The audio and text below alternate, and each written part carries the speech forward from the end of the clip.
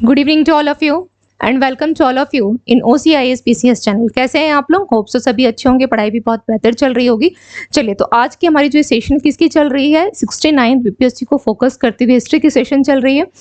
और हम लोगों की स्ट्रैटेजी क्या है, वीक में 3 डेज हम लोगों को साइंस देखना है एंड वीक में 3 डेज हम लोग हिस्ट्री को देख रहे हैं। ओके, और हिस्ट्री को क्यों देख रहे हैं? क्योंकि आपके एग्जामिनेशन का जो पैटर्न है BPSC का, अगर उसमें आप देखेंगे तो मोस्ट ऑफ द क्वेश्चन जो हैं वो आपके किस सेक्शन से आते हैं, तो वो आपके हिस्ट्री से आ रहे हैं, साइंस से आ रहे हैं, Bihar special and current affairs से। ओके, तो चलिए स्टार्ट करते हैं और देख लेते हैं आज की सेशन में हिस्ट्री के कौन कौन से क्वेश्चन है हम लोगों के पास। ओके, फर्स्ट क्वेश्चन पे आते हैं।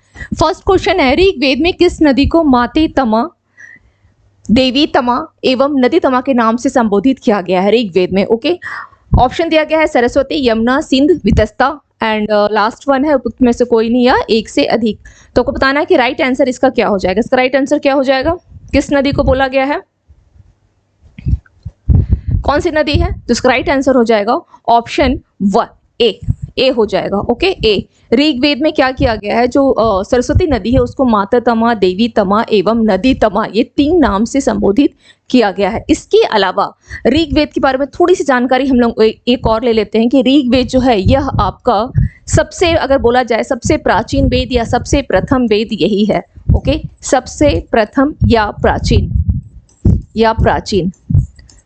वेद। ओके, इसके अलावा इसकी अगर बात की जाए कि इसको किसके द्वारा, इसको लिखा किसके द्वारा गया था, या संपूर्ण वेद की ही बात की जाए तो महर्षि वेदव्यास के द्वारा। ठीक है, संपूर्ण वेद की बात की जाए या केवल ऋग्वेद की, तो क्या आंसर होगा? संपूर्ण वेद या ऋग्वेद? तो आंसर क्या होगा? महर्षि वेदव्यास के द्वारा इसको लिखा गया था, वेदव्यास के द्वारा। ओके, महर्षि वेदव्यास के द्वारा लिखा गया था। और ऋग्वेद में सबसे प्रमुख देवता, ऋग्वेद में अगर बोला जाए तो सबसे प्रमुख देवता किसे माना गया है? ऋग्वेद का सबसे प्रमुख देवता, जितने पॉइंट्स यहाँ लिख रही हूँ इन सभी पॉइंट्स पे क्वेश्चन आपके बनते हैं, इसलिए लिखा जा रहा है। ओके, इन सभी पॉइंट्स पे क्वेश्चन जो है आपके बनते हैं। तो प्रमुख देवता किसे माना गया है? तो इंद्र को माना गया है, इंद्र को। ओके, ऋग्वेद का जो प्रमुख देवता है या प्रथम देवता किसको माना गया है? इंद्र को। ओके, इंद्र को। अगर द्वितीय देवता, क्योंकि क्वेश्चन कभी कभी पूछ लेता है द्वितीय देवता, तो अग्नि को माना जाता है, अग्नि को द्वितीय देवता माना गया है, अग्नि को द्वितीय देवता माना गया है। क्लियर? ये बातें हो गई ऋग्वेद को लेकर के। इसके अलावा अगर आप ऋग्वेद में देखना चाहेंगे तो ऋग्वेद में कितने 1028 क्या है, श्लोक है, ये पूछता है। ओके, 1028 श्लोक हैं और टोटल मंडल कितने हैं? 10 मंडल हैं, 10 मंडल हैं। क्लियर? टोटल कितने हैं? 10 मंडल है। तो ये कुछ फैक्ट्स हो गए आपके ऋग्वेद को लेकर के। ऐसे तो अगर देखा जाए तो इसमें बहुत कुछ है बताने के लिए ऋग्वेद को, लेकिन सारा कुछ तो यहाँ पे नहीं हो सकता है ना, क्योंकि MCQs की क्लास हम लोग लेकर के चल रहे हैं। अगर टॉपिक की होती तो थोड़ा सा डिटेल इसका और बता देती, बट इतना कम से कम यहाँ ध्यान रखिए। ओके, चलिए नेक्स्ट पे आते हैं। नेक्स्ट क्वेश्चन क्या है, किसके शासनकाल में राग दर्पण नामक पुस्तक का फारसी में अनुवाद किया गया था? किसके शासनकाल में राग दर्पण, किस पुस्तक के बारे में बोला गया है? राग दर्पण कौन सी भाषा में? फारसी में अनुवाद किया गया था। ऑप्शन दिया गया है मोहम्मद बिन तुगलक, कैकुबाद, सिकंदर लोदी, फिरोज शाह तुगलक। तो इसका राइट आंसर क्या हो जाएगा? इसका राइट आंसर क्या होगा?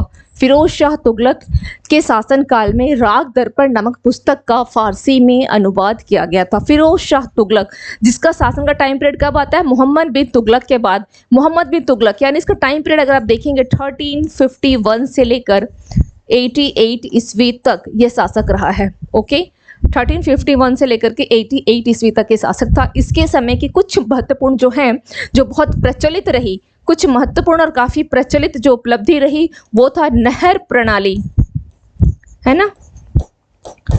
नहर प्रणाली का जनक माना जाता है। नहर प्रणाली का जनक किसको माना जाता है? फिरोज शाह तुगलक या FST के नाम से भी इसको जाना जाता है, फिरोज शाह तुगलक। इसके अलावा इसने क्या किया था, कभी कभी क्वेश्चन पूछ लेता है कि कुतुब मीनार का संबंध जो है किस किस शासक से रहा है। ठीक है, कुतुब मीनार का संबंध, क्योंकि निर्माण किसने किया या मरम्मत किसने करवाई, तो पूछ लेता है आपके क्वेश्चन में। तो याद रखिएगा कि कुतुब मीनार उनमें से जो शासक रहे हैं उनमें से एक का संबंध FST से भी रहा है। कैसे? तो इसने क्या किया था, कुतुब मीनार की इसने मरम्मत करवाई थी। ओके, कुतुब मीनार की मरम्मत, ओके, मरम्मत करवाई थी, कुतुब मीनार की मरम्मत करवाई थी। क्लियर?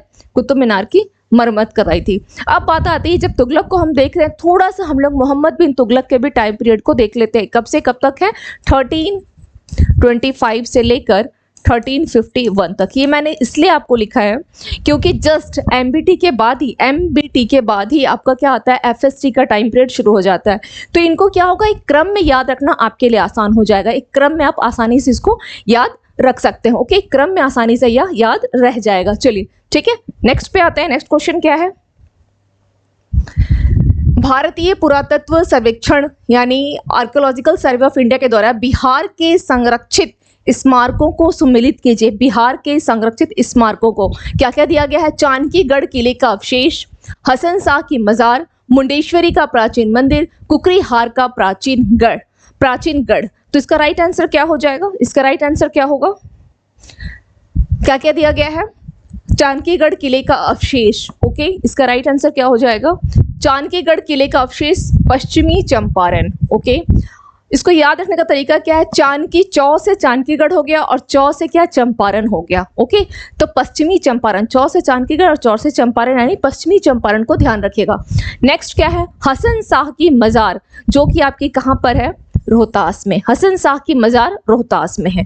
नेक्स्ट है मुंडेश्वरी का प्राचीन मंदिर। मुंडेश्वरी का प्राचीन मंदिर यानी भभुआ। मौ और भौ में ज्यादा डिफरेंस नहीं है। मौ से मुंडेश्वरी हो गया, भौ से भभुआ, तो ध्यान रखिएगा भभुआ में है। एंड कुकरीहार का प्राचीन गढ़ कहाँ आ जाएगा? गया।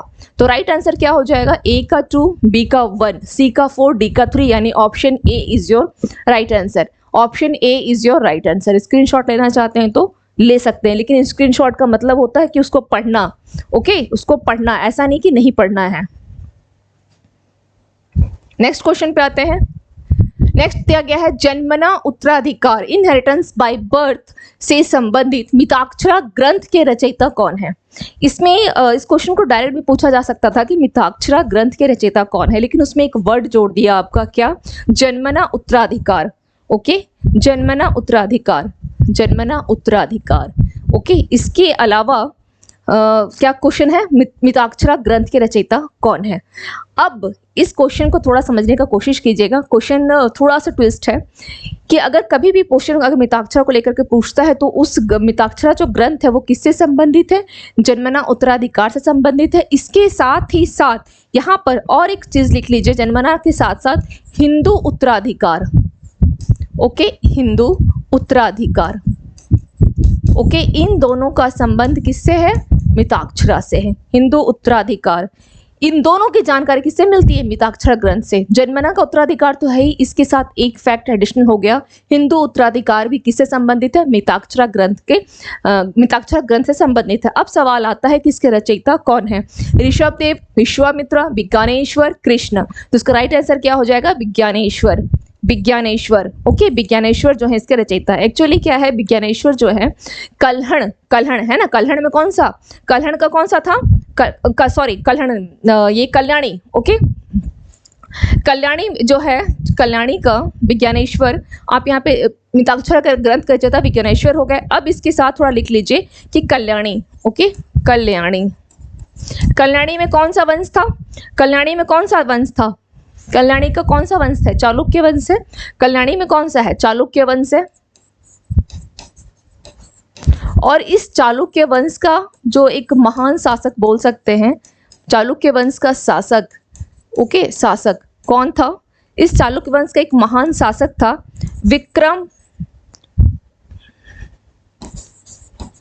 विक्रमादित्य 6।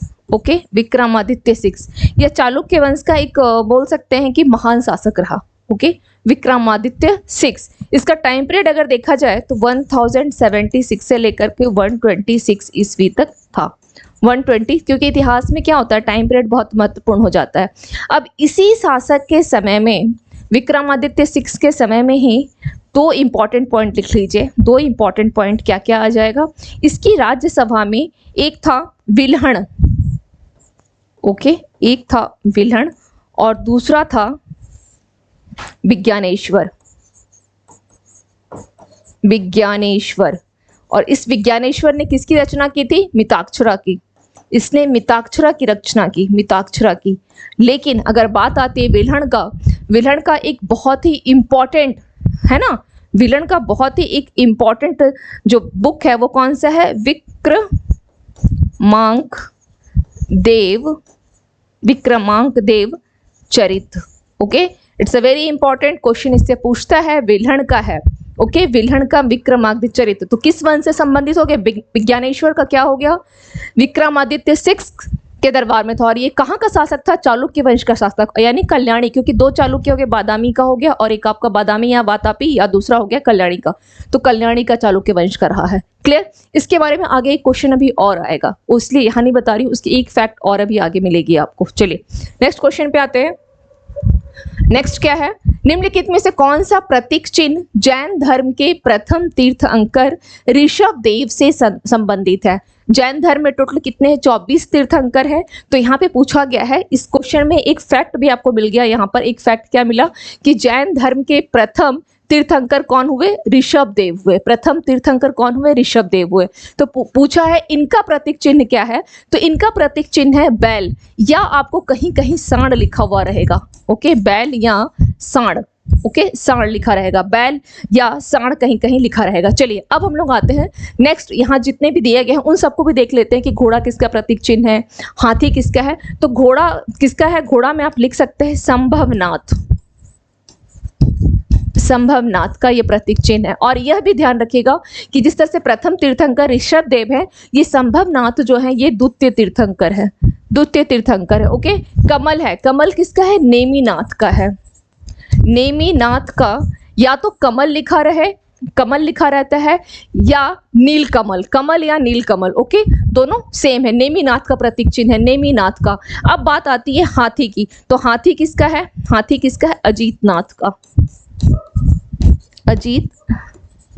अजीत नाथ का। ठीक है, अजीत नाथ का। तो ये कुछ प्रतीक चिन्ह है जिनको ध्यान रखिएगा। ओके, कुछ प्रतीक चिन्ह हो गए। चलिए नेक्स्ट पे आते हैं। नेक्स्ट क्वेश्चन है, प्राचीन श्रावस्ती का नगर विन्यास किस आकृति का, आकृति पूछ लिया है, वृत्ताकार, अर्धचंद्राकार, त्रिभुजाकार, आयताकार। तो इसका राइट आंसर क्या हो जाएगा,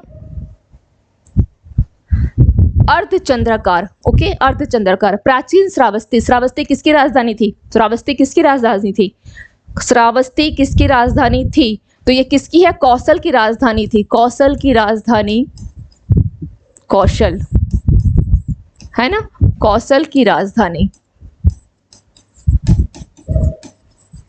कौशल की राजधानी श्रावस्ती थी। और यहाँ का एक इंपॉर्टेंट और क्या है, सहेत महेत स्तूप, सहेत महेत स्तूप। ओके, स्तूप। क्लियर, चलिए ठीक है, नेक्स्ट पे आते हैं। नेक्स्ट क्वेश्चन क्या है, अशोक का सबसे बृहद शिलालेख कौन सा है, सबसे बृहद, 5वां, तीसरा, 9वां, 7वां। तो राइट आंसर क्या हो जाएगा, 7वां जो है इसका सबसे क्या है, जिसमें क्या है, इसमें तीर्थयात्रियों का वर्णन है। ओके, तीर्थयात्रियों का वर्णन है, तीर्थयात्रियों का वर्णन है। ओके, तीर्थयात्रियों का। अब बात आती है 5वें में क्या है, धम्म महामात्रों की नियुक्ति, धम्म महामात्रों की नियुक्ति। ओके, एंड अगर तीसरे की बात की जाए तो तीसरा में क्या दिया गया था कि अल्प व्यय करना चाहिए, अल्प व्यय यानी मतलब जरूरत से ज्यादा खर्च ना करो, अल्प व्यय की इसने किया था, है ना, अल्प व्यय यानी पैसे क्या है थोड़ा बचाना चाहिए।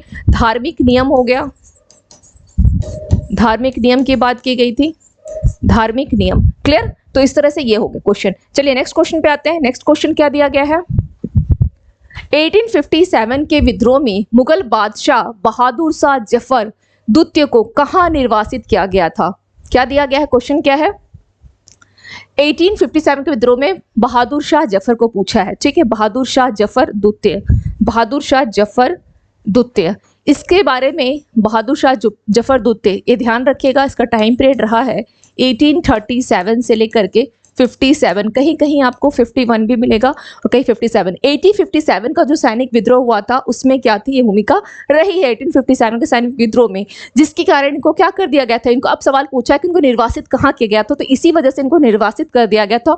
और यह मुगल जो बोल सकते हैं शासन काल का यह अंतिम शासक था, अंतिम शासक सम्राट, जो भी आप बोल लें, ओके, अंतिम शासक या अंतिम सम्राट यही था, है ना, मुगल काल का अंतिम सम्राट या अंतिम शासक। तो इसको कहाँ भेज दिया गया था? रंगून भेज दिया गया था, रंगून। 1857 के विद्रोह में मुगल बादशाह को रंगून भेज दिया गया था। क्लियर? चलिए नेक्स्ट क्वेश्चन पे आते हैं। मेगास्थनीज के अनुसार पाटलिपुत्र नगर एक समिति के द्वारा शासित था। इस समिति में कितने सदस्य होते थे? तो क्या पूछा गया है? मेगास्थनीज के अनुसार पाटलिपुत्र नगर एक समिति के द्वारा शासित था। ठीक है, बिल्कुल। इस समिति में कितने सदस्य थे? तो सबसे पहले क्वेश्चन में देखिएगा कि क्या इससे कोई और फैक्ट्स बन सकता है। बिल्कुल बन सकता है कि मेगास्थनीज किसकी पुस्तक है? मेगास्थनीज की कौन सी है? मेगास्थनीज की इंडिका। इंडिका किसकी है? मेगास्थनीज की इंडिका हो गई। इसने क्या बोला है कि पाटलिपुत्र नगर एक समिति के द्वारा शासित होता था। बिल्कुल सही है। अगर कभी क्वेश्चन पूछ ले कि ये स्टेटमेंट किस बुक में है कि समिति के द्वारा शासित था, तो वो समिति के द्वारा जो था मेगास्थनीज के इंडिका में है। ओके, ठीक है। अब दूसरी चीज पूछा है कि समिति में कितने सदस्य थे? 30, 15, 40, 10। तो इसका राइट आंसर हो जाएगा 30। एक्चुअली जो 30 सदस्य थे इनको क्या किया गया था? डिवाइड कर दिया गया था। कैसे डिवाइड किया गया था? इनकी एक जैसे बोल सकते हैं 6 समिति। ओके, कैसे बनाई गई थी? 6 समिति बनाई गई। ओके, 30 सदस्य थे तो 30 सदस्यों को 6 समिति बनाई गई और प्रत्येक समिति में कितने सदस्य होंगे? प्रत्येक समिति में 5 सदस्य होते थे। 5 सदस्य होते थे। क्या होते थे? 5 सदस्य होते थे। ठीक है, और इसने क्या किया? पाटलिपुत्र नगर का जो प्रशासन का भी वर्णन किया है। इंडिका में क्या है? पाटलिपुत्र नगर प्रशासन का भी वर्णन है। ओके, ये भी क्वेश्चन पूछता है, प्रशासन का वर्णन। ये क्वेश्चन पूछ लेता है इसको, इसलिए इस फैक्ट को भी ध्यान रखिएगा। ओके, चलिए नेक्स्ट क्वेश्चन पे आते हैं। नेक्स्ट क्वेश्चन क्या है? अलाउद्दीन खिलजी द्वारा बाजार नियंत्रण के उपायों के अंतर्गत अनाज मंडी का नियंत्रक किसे नियुक्त किया गया? क्या क्वेश्चन पूछा है? अनाज मंडी का नियंत्रक पूछा गया है। ओके, तो इसका राइट आंसर क्या हो जाएगा? अनाज मंडी। यानी इस क्वेश्चन में अगर हम लोग देखें तो सबसे पहले यहाँ आएगा, सबसे यहाँ देख लेते हैं, अनाज मंडी का नियंत्रक है। क्वेश्चन इसके ऊपर है, अनाज मंडी का नियंत्रक। तो बाजार नियंत्रण अलाउद्दीन खिलजी का क्या है? बाजार नियंत्रण काफी चर्चित रहा है ना, काफी चर्चित रहा है। तो इसमें ऑप्शन दिया गया है मलिक छज्जू, मलिक कबूल, अल्प खान, खिज्र खान। ओके, तो इसका राइट आंसर क्या हो जाएगा? मलिक कबूल। ओके, इसका राइट आंसर हो जाएगा मलिक कबूल। अब देख लेते हैं थोड़ा सा इसके बारे में और डिटेल में।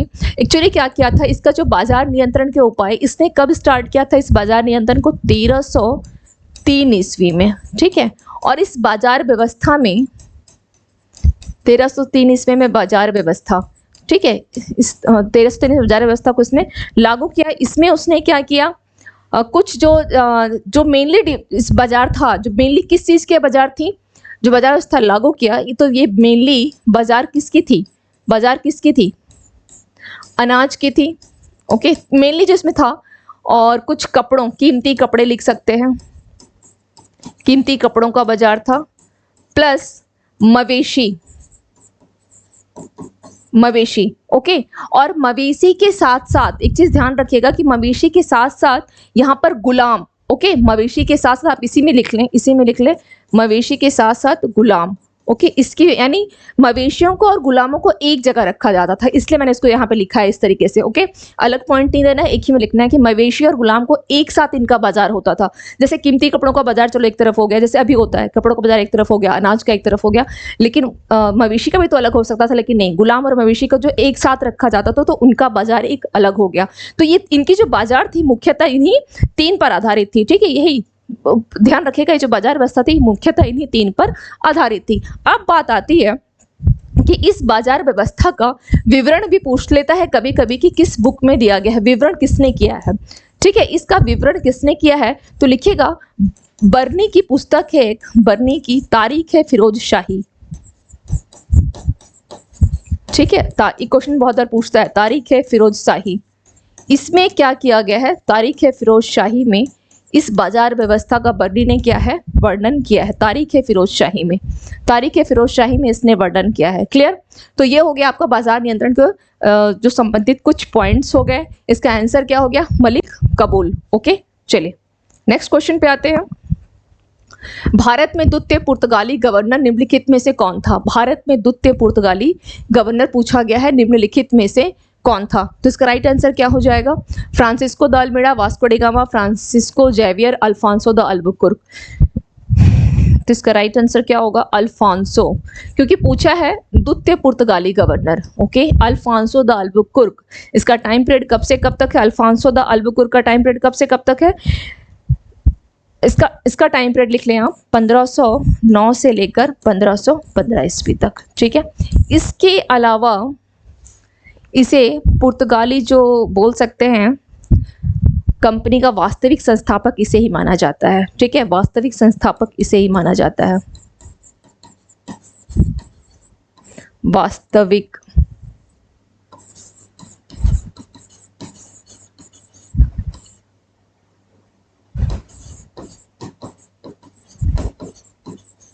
वास्तविक संस्थापक किसे माना जाता है? अल्फांसो द अल्बुकुर्क को। ओके, चलिए इसके अलावा और एक चीज ध्यान रखिएगा, 1505 से लेकर 1509 ईस्वी तक, ठीक है, ये टाइम पीरियड किसका है? फ्रांसिस्को द अल्मीडा का।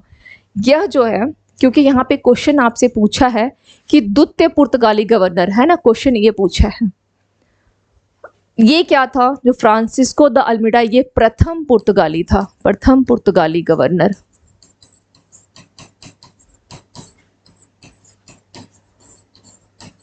ओके, ये दूसरा टाइम पीरियड जरूर ध्यान रखिएगा इनका, 1509 से लेकर के 1515 ईस्वी तक।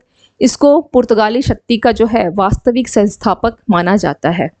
It's a very important. Okay, next है, वह चोल राजा कौन था जिसने सिंहल द्वीप यानी श्रीलंका को पूर्ण स्वतंत्रता दी और सिंहल के राजकुमार के साथ अपनी पुत्री का विवाह किया? तो इसका राइट आंसर क्या हो जाएगा? ऑप्शन दिया गया है कुलोत्तुंग प्रथम, राजाराम प्रथम, अधिराजेंद्र एंड राजेंद्र प्रथम। ओके, तो इसका राइट आंसर क्या हो जाएगा? कुलोत्तुंग प्रथम। इसके बारे में थोड़ी डिटेल देख लेते हैं कि क्या है कुलोत्तुंग प्रथम। इसका टाइम पीरियड है 10701120 ईस्वी। ओके, 1070 से लेकर के 1120 ईस्वी तक। अब ये क्या था? पूर्वी चालुक्य वंश का था, पूर्वी चालुक्य वंश। ओके, पूर्वी चालुक्य वंश से संबंधित था। दूसरा क्या है, इसने क्या किया था? दक्षिण का जो चालुक्य वंश था, दक्षिण का जो चालुक्य वंश था, ओके, दक्षिण के चालुक्य वंश का शासक कौन था? मैंने अभी अभी आपको बताया था कि कल्याणी के चालुक्य वंश का शासक जो था Vikramaditya sixth, Vikramaditya six. Okay, इसने क्या किया? इसको पराजित किया था। किसने पराजित किया? कुलोत्तुंग प्रथम ने इस शासक को पराजित किया, विक्रमादित्य सिक्स को। और इसका वर्णन भी मिलता है, विलण की पुस्तक है विक्रमादित्य देवचरित में। ओके, उसमें इसके वर्णन मिलती है, विलहण की पुस्तक है उसमें इसकी वर्णन मिलती है। इसके अलावा कुलोत्तुंग प्रथम को लेकर के एक सवाल और बनता है, एक सवाल और बनता है इसके बारे में। एक सवाल और है, वो बहुत इंपॉर्टेंट है, लिख दे रही हूँ यहाँ पर, कि इसने क्या किया था? 72 व्यापारियों को। ओके, कुलोत्तुंग प्रथम से दो सवाल हैं। 72 व्यापारियों को क्या किया था? 72 व्यापारियों के एक दूत मंडल को इसने चीन भेजा था। ओके, 72 व्यापारी दूत मंडल को इसने चीन भेजा था। 72 व्यापारियों के दूत मंडल यानी 1077 ईस्वी में। ठीक है, कहाँ भेजा था? चीन भेजा था। ये सवाल पूछता है और यह इंपॉर्टेंट भी है, चीन भेजा था। क्लियर? क्लियर हो गया? 72 व्यापारियों को क्या किया था इसने? चीन भेजा था। क्लियर? 1077 ईस्वी में। वेरी वेरी इंपॉर्टेंट क्वेश्चन है, 72 व्यापारियों के दूत मंडल को किसने चीन भेजा था, या ईस्वी ध्यान रखिएगा, मैंने ईस्वी को अनराउंड कर दिया है ये। नेक्स्ट क्वेश्चन पे आते हैं। नेक्स्ट क्वेश्चन क्या है? शिवाजी के अष्टप्रधान अधिकारियों में से कौन विदेश विभाग का प्रमुख होता था? विदेश विभाग का प्रमुख पूछा है ना, तो इसका राइट आंसर क्या हो जाएगा? पंडित राव, सचिव, सुमंत, पेशवा। इसका राइट आंसर क्या हो जाएगा? सुमंत होगा, सुमंत। ओके, सुमंत होगा, या इसे दबीर भी बोला जाता था, दबीर, सुमंत या दबीर। ये क्या करता था? ये क्या करता था, विदेश विभाग से इसका विदेश विभाग का प्रमुख होता था। और शिवाजी के समय में अगर पूछा जाए कि सुमंत कौन था तो रामचंद्र पंत था। रामचंद्र पंत, जिसे जनार्दन पंडित भी कहा गया है, जनार्दन पंडित। ओके, चलिए ठीक है। अगर और सचिव क्या करता था, इसका संबंध था शाही पत्र से, शाही पत्र को देखभाल ये करता था, शाही पत्र इसकी जिम्मेदारी थी। पंडित राव तो चलो कि धर्म वगैरह को लेकर के हो गया। पेशवा यानी प्रधानमंत्री। और शिवाजी के समय में कौन था उनका पेशवा, शिवाजी के समय में कौन था इनका पेशवा, मोरोपंत पिंगले। ओके, मोरोपंत पिंगले ये शिवाजी के समय में था, मोरोपंत पिंगले या मोरोपंत त्र्यंबक, मोरोपंत त्र्यंबक। ओके, कोई भी एक नाम को ध्यान रखे रहिएगा, शिवाजी के समय में यही लोग थे। नेक्स्ट है, भारत की स्वतंत्रता के समय राष्ट्रीय कांग्रेस के अध्यक्ष कौन थे, भारत की स्वतंत्रता के समय में। ऑप्शन दिया गया सुभाष चंद्र बोस, जेबी कृपलानी, डॉक्टर राजेंद्र प्रसाद, महात्मा गांधी। तो इसका राइट आंसर क्या हो जाएगा, इसका राइट आंसर क्या होगा, जेबी कृपलानी, जेबी कृपलानी। एक्चुअली इनको जब 23 नवंबर 1946 क्या हुआ था, मेरठ अधिवेशन हुआ था, है ना, मेरठ अधिवेशन, मेरठ अधिवेशन, मेरठ अधिवेशन के ये क्या थे, अध्यक्ष बनाए गए थे। और ये कब तक अध्यक्ष रहे थे, ये अध्यक्ष कब तक थे, नेक्स्ट ईयर नवंबर 1947 तक, 1947 तक। तो सवाल आपसे पूछा गया कि भारतीय राष्ट्रीय कांग्रेस के अध्यक्ष कौन थे स्वतंत्रता के समय, यानी स्वतंत्रता कब मिली थी, 15 अगस्त को मिल गई, तो स्वतंत्रता तब मिली, तो उस समय क्या हो जाएगा आंसर, जेबी कृपलानी। और इन्हीं के बाद यानी इसी नवंबर के बाद इन्होंने क्या कर दिया था, इस्तीफा दे दिया था। नवंबर के बाद इन्होंने इस्तीफा दिया। ओके, इस्तीफा दिया। और तब कौन बने थे, इनके इस्तीफा के बाद बने थे डॉक्टर राजेंद्र प्रसाद। डॉक्टर राजेंद्र प्रसाद क्या बने थे, कांग्रेस अध्यक्ष बने थे।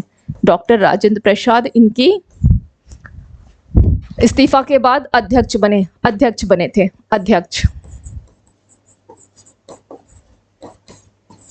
क्लियर, चलिए नेक्स्ट क्वेश्चन में आते हैं।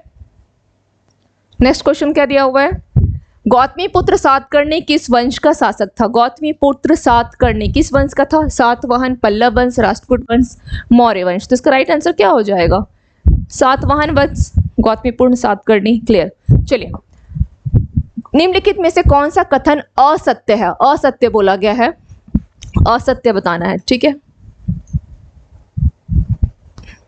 कौन सा असत्य है। यानी गुरु अर्जुन देव ने आदि ग्रंथ गुरुबानी का संकलन किया, बिल्कुल सही। गुरु अर्जुन देव अगर बोला जाए तो सिखों के किस नंबर के गुरु थे, ये 5th नंबर के गुरु थे। गुरु रामदास ने अमृतसर की स्थापना की, ये भी बिल्कुल सही है। देखिए यहाँ पे एक चीज ध्यान रखिएगा कि अमृतसर की स्थापना और गोल्डन टेम्पल, क्योंकि अमृतसर में ही क्या है, स्वर्ण मंदिर यानी गोल्डन टेम्पल है। जलियांवाला बाग भी बिल्कुल वहां से हार्डली 5 मिनट्स वॉकिंग डिस्टेंस है। गोल्डन टेम्पल से जलियांवाला बाग की दूरी 5 मिनट्स। यहाँ तक कि अगर आप बाग से देखें, ठीक है, बाग से आपको जो गोल्डन टेम्पल वो दिखाई देता है, 5 मिनट्स वॉकिंग डिस्टेंस मैक्सिमम मैंने कहा है। ओके, तो ये ध्यान रखिएगा कि अमृतसर जो शहर है उसकी स्थापना गुरु रामदास ने किया था। लेकिन अगर स्वर्ण मंदिर की बात की जाए, स्वर्ण मंदिर की बात की जाए तो उसकी स्थापना में क्या है, गुरु रामदास का हाथ नहीं है, ध्यान रखिएगा। स्वर्ण मंदिर की स्थापना उन्होंने नहीं किया है, ठीक है। तो कब किया था, आदि ग्रंथ गुरुबानी का संकलन 1604 ईस्वी में किया था, ये ध्यान रखिएगा। अमृतसर शहर और गोल्डन टेम्पल दो अलग अलग है, ये इसको एक साथ जोड़ मत दीजिएगा। तो गुरु अर्जुन देव हो गया। गुरु रामदास सिखों के कौन से गुरु थे, ये चौथे गुरु थे, ठीक है, सिखों के चौथे गुरु थे जिन्होंने अमृतसर शहर की स्थापना की। गुरु हरगोबिंद सिंह ने अकाल तख्त की स्थापना की थी, ये भी बिल्कुल सही है। अकाल तख्त की स्थापना गुरु हरगोबिंद सिंह ने किया था और ये सिखों के 6th गुरु थे, 6th गुरु थे। अब बात आती है तेग बहादुर द्वारा, तेग बहादुर ये 9th गुरु थे, ये 9th गुरु थे, ठीक है। तेग बहादुर द्वारा औरंगजेब को जफरनामा यानी विजय पत्र लिखा था, विजय पत्र लिखा था। तो पूछा है असत्य कौन सा है, तो असत्य ये स्टेटमेंट है, आपका आंसर डी हो जाएगा। क्यों, क्योंकि गुरु तेग बहादुर द्वारा नहीं है, ये है गुरु गोविंद सिंह जी के द्वारा। ओके, गुरु गोविंद सिंह, गुरु गोविंद सिंह। और इन्होंने कब लिखा था, कब लिखा था? 1705 ईस्वी में जफरनामा, जफरनामा, जफरनामा। क्लियर? कब? 1705 ईस्वी में। चलिए नेक्स्ट क्वेश्चन पे आते हैं। निम्नलिखित में से कौन सा युग्म सुमेलित नहीं है, ये पूछा है। खुसरो बाग दिल्ली, निशाद बाग कश्मीर, शालीमार बाग लाहौर, पिंजौर बाग चंडीगढ़। तो इसका राइट आंसर क्या हो जाएगा? बोला कि कौन सा सुमेलित नहीं है? खुसरो बाग। खुसरो बाग दिल्ली में नहीं है, प्रयागराज में है। प्रयागराज, जिसे पूर्व में इलाहाबाद कहा जाता था। बाकी ये सही है, ये सही है, ये सही है। ठीक है, नेक्स्ट क्वेश्चन देख लेते हैं। किस सुल्तान ने भारत में इक्तादारी प्रथा को प्रशासनिक स्वरूप प्रदान किया था? इक्तादारी प्रथा, इक्तादारी प्रथा को किसने किया था? एक्चुअली इक्तादारी होता क्या है, कि इक्तादारी प्रथा होता क्या है, इक्तादारी प्रथा क्या है? एक बोल सकते हैं कि एक विशेष, इसका संबंध क्या होता था? एक विशेष भूखंड से, विशेष भूखंड या भूमि के खंड से इसका संबंध होता था। विशेष भूखंड से, ऐसा क्यों चल रही है पेन? भूखंड से इसका संबंध होता था।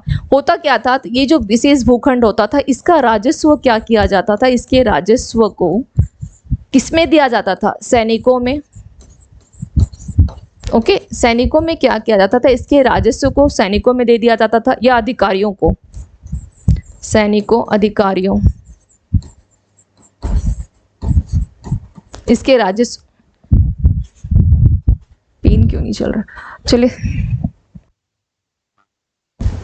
ठीक है। राजस्व को क्या किया जाता था? सैनिकों को, और इसके राजस्व को सैनिकों को और अधिकारियों को उनके वेतन के बदले में आवंटित किया जाता था। ठीक है, अधिकारियों को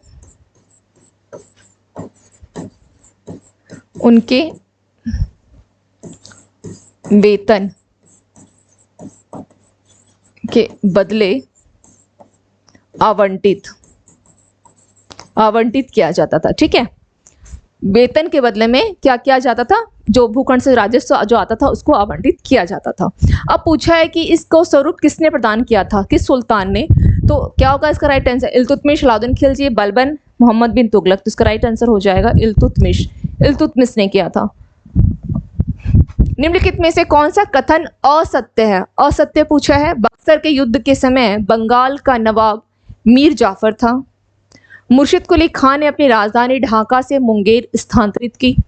बंगाल का अंतिम गवर्नर जनरल रॉबर्ट क्लाइव था। मीर कासिम ने मुंगेर में गोला बारूद का कारखाना स्थापित किया। ओके, तो इसका राइट आंसर क्या हो जाएगा? बोला है असत्य ना, तो बी होगा। क्यों? क्योंकि मुर्शिद कुली खान ने अपनी राजधानी ढाका से मुंगेर बोला है ना, तो इसका यहाँ पे आप लिख लें कि मीर कासिम ने अपनी राजधानी को कहाँ किया था? मीर कासिम अपनी राजधानी को कहाँ लेके गया था? मुर्शिदाबाद से मुंगेर।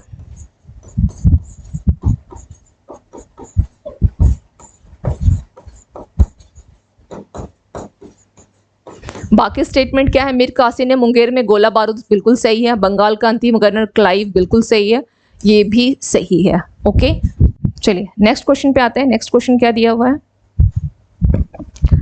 कौन सा युग्म सही सुमेलित है? युग्म पूछा है, सही सुमेलित है। खुर्जा का युद्ध, निजाम का ईस्ट इंडिया कंपनी, चिलियावाला बाग, ये सब दिया गया है ना। तो इसका राइट आंसर चिलियावाला बाग है, बक्सर का युद्ध है, मीर जाफर व क्लाइव के मध्य। ओके, उसके अलावा दिया गया है बांडीवस का युद्ध, फ्रांसीसी ईस्ट इंडिया कंपनी के मध्य। देख लेते हैं इसको फिर से, इस क्वेश्चन को फिर से इसको देख लेते हैं क्या क्या इसका होगा।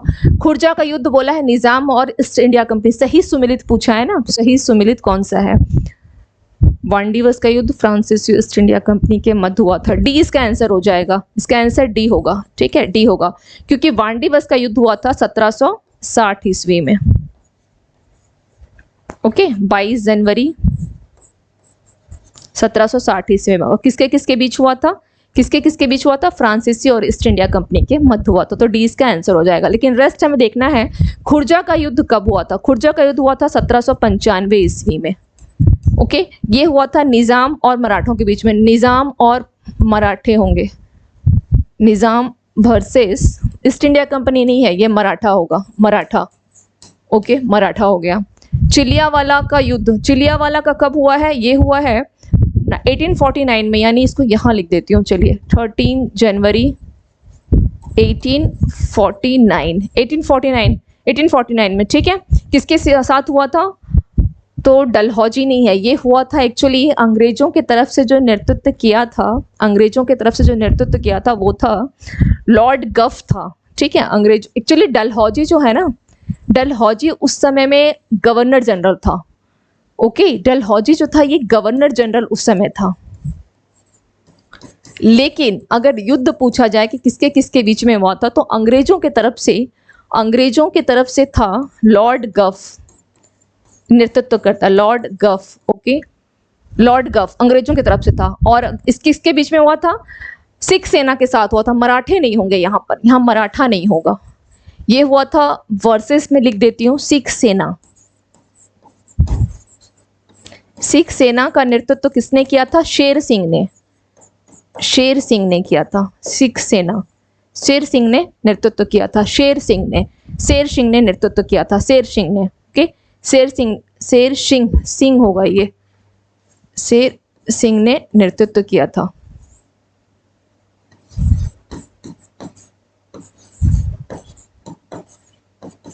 क्लियर? और बक्सर का युद्ध तो पता ही है 1764 ईस्वी में हुआ था, है ना, 1764 ईस्वी में, 22 अक्टूबर 1764 ईस्वी में। वांडीबस 22 जनवरी 1760 में। और मीर जाफर और क्लाइव, तो ये तो गलत है, मीर जाफर नहीं होगा। कौन कौन था? सुजाऊ दौला था, है ना, सुजाऊ दौला था। उसके अलावा देखा जाए तो इसमें शाह आलम था, मीर कासिम था, वर्सेस अंग्रेज होगा। तो मीर जाफर यहाँ पे नहीं होगा, क्योंकि ये तो इसने तो धोखा दे दिया था, है ना। तो सुराजू दौला लिख लीजिए यहाँ पे, सुजाऊ दौला,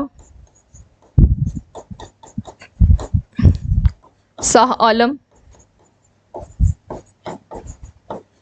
प्लस मीर कासिम, और इसके अलावा वर्सेस अंग्रेज लिख लें, अंग्रेज वर्सेस अंग्रेज लिख लें। तो राइट आंसर क्या हो गया? वांडीबस। ये क्वेश्चन ना इंपॉर्टेंट है, थोड़ा देख लीजिएगा, ठीक है। क्रांतिकारी खुदीराम बोस को किस वर्ष फांसी दी गई थी? 1908, 1905, 1983, 1911 ईस्वी में। तो राइट आंसर क्या हो जाएगा? ए। क्यों होगा? क्योंकि बिहार के मुजफ्फरपुर में क्या हुआ था कि ये लोग मारना चाहते थे, उस समय में जो कलेक्टर था वो था किंग्सफोर्ड, ठीक है, उसको मारना चाहते थे। लेकिन जब इन लोगों ने बम फेंका, इनके साथ कौन था? खुदीराम बोस के साथ एक और थे। खुदीराम बोस के साथ क्या नाम है उनका, जो थे खुदीराम बोस और एक प्रफुल्ल चाकी, है ना, प्रफुल्ल चाकी प्लस खुदीराम बोस, दो लोग थे, है ना, प्रफुल्ल चाकी प्लस खुदीराम बोस। तो इन लोगों ने क्या किया कि एक बम फेंका, लेकिन बम गलती से जो कि मतलब भारतीयों के पक्ष में थे, कैनेडी, है ना, कैनेडी उनके पक्ष में थे, उनकी गाड़ी में बम गिरा और उनकी पत्नी और उनकी पुत्री दोनों का क्या हो गया? देहांत हो गया था, मृत्यु हो गई थी, ठीक है। तो इसी घटना के कारण क्या हुआ था? खुदीराम बोस को फांसी की सजा मिली थी, फांसी की, और ये क्या इन्होंने क्या किया था? आत्महत्या कर लिया था, आत्महत्या। उन्होंने क्या किया था? आत्महत्या कर लिया था। क्लियर? चलिए नेक्स्ट देख लेते हैं क्या है। नेक्स्ट क्वेश्चन क्या है? मैच करना है। पुस्तकें हैं और लेखक है। The great rebellion, history of Indian mutiny, causes of the Indian revolt 1857, okay. T R. Holmes, Ashok Mehta, sir Syed Ahmad Khan, S N. Sen. तो इसका राइट आंसर क्या हो जाएगा? इसका राइट आंसर क्या होगा? द ग्रेट रिवेलियन, यानी अशोक मेहता की पुस्तक है the great rebellion, okay, great rebellion. History of Indian mutiny, T R. Holmes, causes of the Indian revolt, S.N. Sen, and 1857 sir Syed Ahmad Khan, यानी 2-1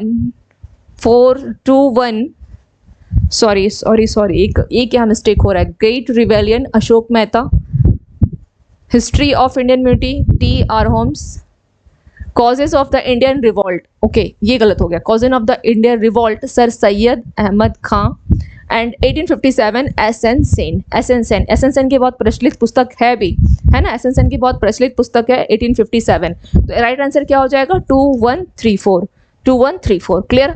चलिए नेक्स्ट क्वेश्चन पे आते हैं। महाबलीपुरम में स्थित सप्त पैगोडा किस वंश द्वारा संरक्षित कला के साक्षी हैं? महाबलीपुरम में स्थित सप्त पैगोडा, इसके बारे में एक बहुत अच्छा, एक इंटरेस्टिंग लगेगा सुनने में कि जो सप्त पैगोडा है ना, इसमें क्या है? 7 रथ हैं, ओके, 7 रथ हैं। सबसे पहले ये सुन लीजिए, सप्त पैगोडा में क्या है, ये सप्त पैगोडा, 7 इसमें रथ हैं। और किस किस नाम से हैं ये पता है, ये 7 रथ किसके नाम से हैं, 5 पांडव के नाम से हैं। 5 पांडव, एक द्रौपदी हो गई और 7th में प्रवेश रथ है। ओके, 5 पांडव। तो आप यहाँ पे लिख सकते हैं कौन कौन है 5 पांडव में, अगर देख लें तो किस किस नाम से है, धर्मराज हो गया, धर्मराज। ओके, धर्मराज रथ। एक रथ का नाम क्या है, धर्मराज रथ। दूसरा का नाम आप यहाँ लिख लें, धर्मराज के बाद भीम रथ लिख लें, सीक्वेंस में अगर लिखेंगे। फिर है आपका नकुल, नकुल रथ, नहीं अर्जुन लिख लें उसके बाद, ठीक है, भीम के बाद अर्जुन लिखें, वो ज़्यादा सही रहेगा। भीम रथ, अर्जुन रथ, फिर आप नकुल, नकुल रथ के बाद क्या हो जाएगा, सहदेव। तो कितने हो गए, 5 हुए, 1 2 3 4 5, ठीक है। इसके अलावा एक लिख लें यहाँ पे द्रौपदी, द्रौपदी रथ, एंड लास्ट वन क्या हो जाएगा, प्रवेश रथ। तो टोटल कितने हैं, 7 रथ हैं, ठीक है। और इसी को सप्त पैगोडा बोला जाता है, इसे ही सप्त पैगोडा बोला जाता है। तो बोला है कि कहाँ पर है यह, महाबलीपुरम में स्थित है। इसके साथ एक फैक्ट याद रखिएगा, यह महाबलीपुरम में स्थित है। और किस वंश से संबंधित है, तो यह पल्लव वंश से संबंधित है, पल्लव वंश। ओके, इवन आपकी हिस्ट्री में जब हिस्ट्री ऑप्शनल हुआ करता था, बीपीएससी में जब हिस्ट्री ऑप्शनल था, तो होता क्या था कि उस समय में एक आपका बिल्कुल मस्ट होता था, ठीक है, पल्लव से क्वेश्चन आना या चेरों से आना, पल्लव से या चेरों से पूछ लेता था, या चोल वंश का पूछता था। लेकिन अगर पल्लव का पूछता था तो ये क्वेश्चन जो है ना, वहाँ की जो आर्ट एंड कल्चर को लेकर के पूछता था, तो ये बहुत इंपॉर्टेंट क्वेश्चन होता था, ठीक है। तो उस समय में ये जो महाबलीपुरम रथ के बारे में थोड़ा डिटेल में और पढ़ना होता था, किस रथ में क्या क्या। तो ये बीपीएससी के लिए एक अच्छा क्वेश्चन भी है और इम्पॉर्टेंट भी है। चलिए, इंडियन मिरर नामक अखबार के संस्थापक कौन थे, एनी बेसेंट, दादा भाई नौरोजी, लाला हरदयाल, रविन्द्रनाथ टैगोर। तो राइट आंसर क्या हो जाएगा, देवेंद्रनाथ टैगोर। क्लियर। चलिए, तो आज की सेशन के क्या हो गए, हमारे क्वेश्चन जो हैं कंप्लीट हुए। कोई भी डाउट्स होगी कमेंट सेक्शन में जरूर कमेंट करके पूछ लीजिएगा आप लोग। और क्लास के बारे में जो भी आइडियाज़ हो या कुछ सुझाव देना चाहें तो बिल्कुल दीजिएगा। क्लास कैसी लग रही है वो भी बताइएगा, इसमें कुछ चेंजिंग करनी है या नहीं, वो भी अपने सुझाव को आप जरूर दें। ओके, और बहुत ही जल्द आप लोगों की जो है लाइव क्लासेस स्टार्ट हो जाएंगी, प्लस बिहार का करंट अफेयर्स भी लेकर के बहुत जल्दी आऊँगी, Bihar current and Bihar special. Okay, तो मिलते हैं फिर नेक्स्ट सेशन में। Thank you to all of you and have a nice evening.